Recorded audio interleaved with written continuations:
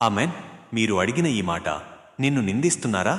బాధపడకు, యేసయ్య నీతోనే ఉన్నాడు, బైబిల్లోని అనేక వచనాల సారాంశాన్ని తెలియజేస్తుంది.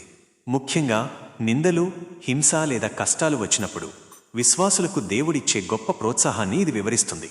ఈ భావాన్ని బైబిల్ నుండి 2 నిమిషాల్లో ఈ విధంగా వివరించవచ్చు. 1. క్రీస్తు నిమిత్తం నిందలు శుభకరం.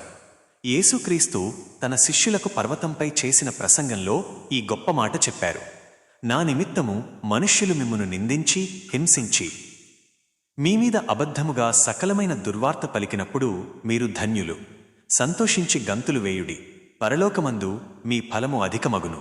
అర్థం: మనం యేసయ్యను వెంబడించడం వల్ల లేదా ఆయన కోసం మంచి పనులు చేయడం వల్ల ఇతరులు మనల్ని నిందించినా, అబద్ధాలు చెప్పినా బాధపడాల్సిన పనిలేదు. ప్రోత్సాహం. ఆ నిందలు మనకు అవమానం కాదు, అవి మన విశ్వాసానికి ఒక గుర్తింపు. ఆ కష్టాన్ని బట్టి పరలోకంలో మనకు గొప్ప బహుమానం ఉంది, కాబట్టి మనం సంతోషించాలి. 2. ప్రభువు మనకు తోడుగా ఉంటాడు. మీరడిగిన మాటలో ఉన్నట్లుగా నిందలు వచ్చినప్పుడు మనకు భరోసా ఇచ్చేది యేసయ్య తోడు. దేవుని వాగ్దానం, నీవు నా సొత్తు.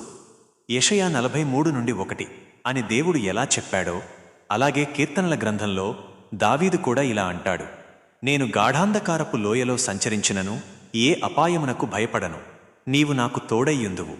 కీర్తన 23:4. అర్థం: నిందలు లేదా కష్టాలు అనేవి గాఢాంధకారపు లోయలాంటివి. ఆ లోయలో మనం నడుస్తున్నప్పుడు యేసయ్య మనకు తోడుగా ఉంటారు. ఆయన మనల్ని కాపాడతారు, ఓదారుస్తారు. ఆచరణ.